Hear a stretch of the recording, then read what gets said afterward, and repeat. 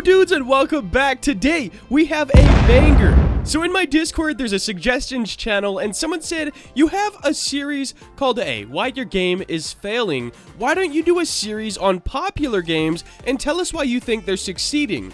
And I thought this was a great idea for a couple of reasons. One, because we don't always need to be negative.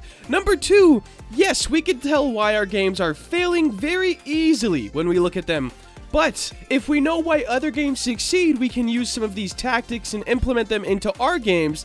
And guys, this is about to be awesome. So today we're going to do a game I am very familiar with called Pet Simulator X. And there is too many reasons on why this game is succeeding. Let's go ahead and hop in and start going into it.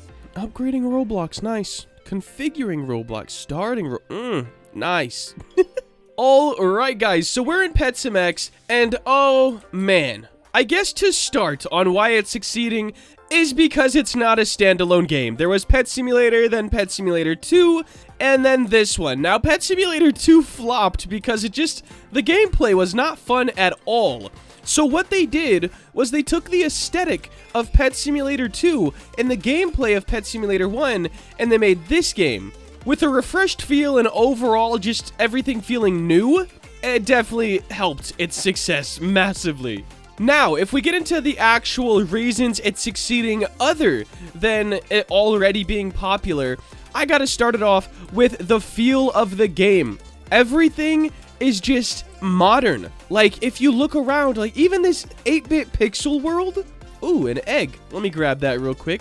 But even, like, this pixel world that they have looks new. It doesn't look like a 2006 Roblox game, you know? So, that really does help Pet Sim. Like, oh, it's just so nice. Up next, we have sound effects, guys.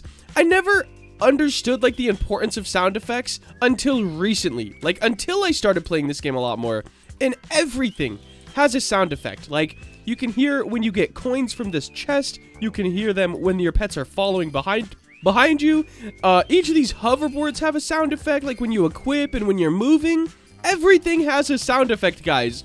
And that helps the game so much. It makes it feel more alive and more, like, responsive. For example, if you hover over this button, you see how it bounces a little bit? Imagine it just stayed flat like this. And when you click it, there's a sound effect. But if you clicked it and there wasn't, and it didn't move or anything, the game would just feel less and less responsive. Another egg, let's go.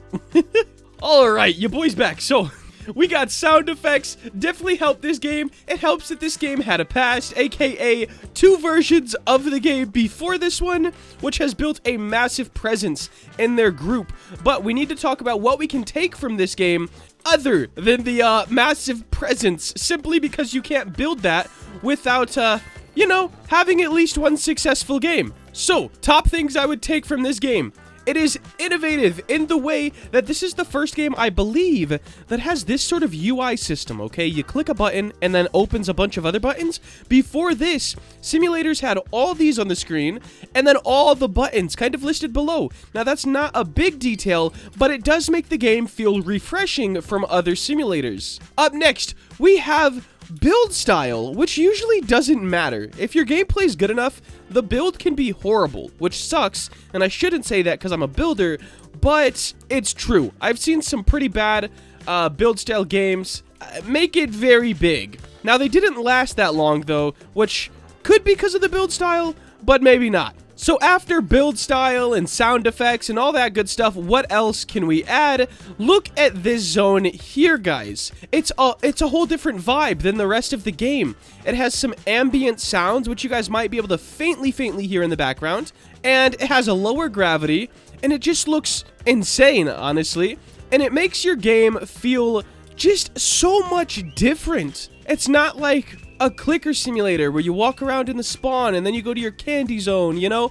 It's genuinely just so much different, which does help a ton when it comes to people wanting to come and play the game and check out new places. Now, one thing that makes pretty much all simulators super successful or popular, whatever you want to call it, is the ability to show off. There's nothing better than going into the spawn, seeing everyone just struggling. What was that? Gosh, that was loud.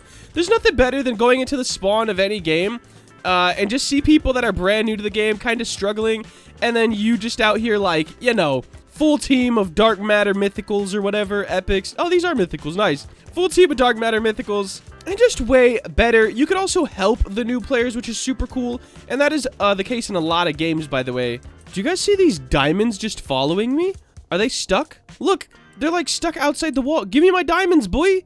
Come on, diamonds. Bro, how do I get them? Got them. Nice. So, with sound effects for everything, a good build style, and some unique game mechanics, all that combined definitely helps this game be a lot more successful than its competitors. And if we go back to the first Pet Simulator, it was sort of like an original game for the time. Woo! Eastern Lamb! Now, if we go back to responsiveness, the next thing that I feel like all new games need is some sort of VFX. It got popularized by all of the anime games, but games like this can definitely learn from it. For example, watch everything that happens when I click on a coin, guys. First, we have a trail to the coin, and it connects the pet to the coin. Very, very good. Let me go to something that takes a little bit longer to destroy, so I can kind of show you guys a little bit better of what I'm talking about. But anything that you can make happen while players are playing the game is so good. Also, if you can hear this, let me turn it up. Of course, I turn it up after everything stops. While all these are falling from the sky, everything has a sound effect. And it's not like, it doesn't hurt your ears. Like, it's pretty satisfying, honestly. But everything has a sound effect. Like, the crates, when they hit the ground, it's a different sound than the boxes, than the presents, than the coins and the gems. Everything has a sound, which also, it's just super satisfying. Which could be a key word on why any game succeeds. Oh my, what are you? Jeez. Is this where layered clothing is taking us? All right, let me show you guys what I was talking about. So, we click on one of these, boom. We have a sound effect when the pet goes to it. We have a health bar that goes down. We have something that connects the pet and this and the chest. Each time we get some gems or some coins, they come over to us, they pop out of it and then come to us, which is definitely another thing that happens on your screen. The more that can happen on your screen, but subtly, the better. And I think Pet Simulator X kind of nailed everything in that regard.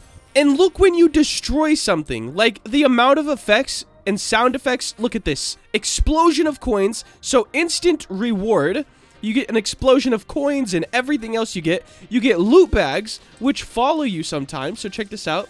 If a loot bag... Okay, I didn't see a loot bag, but sometimes loot bags pop out and then they fly over to you.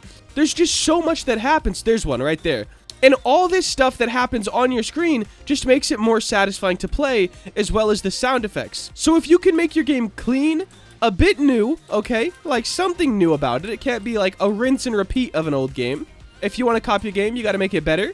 Now, I'm not saying everyone should go make Pet Simulator X, Y, and Z, you know, probably shouldn't happen. But all games are inspired by something else, so you got to start somewhere. So guys, if I can wrap this video up in a few takes on what you guys should add to your games that you're making right now, it would be, first and foremost, make sure your gameplay is good. Make sure there's a reason people would want to play it. This kind of goes with any game, and as developers, we tend to think no matter what we do is good. It's not. I failed quite a few games, okay? It's not. Up next, guys, make sure you add sound effects for whatever you can, and this is a lot more important than just going on YouTube and searching explosion sound, for example. You want it to fit your game style. You might need to edit the sound effect, maybe higher or lower pitch, stretch it out, shorten it, whatever you need to do to make it fit your game more, layer it with other sound effects. Just make sure you nail sound effects. Very important.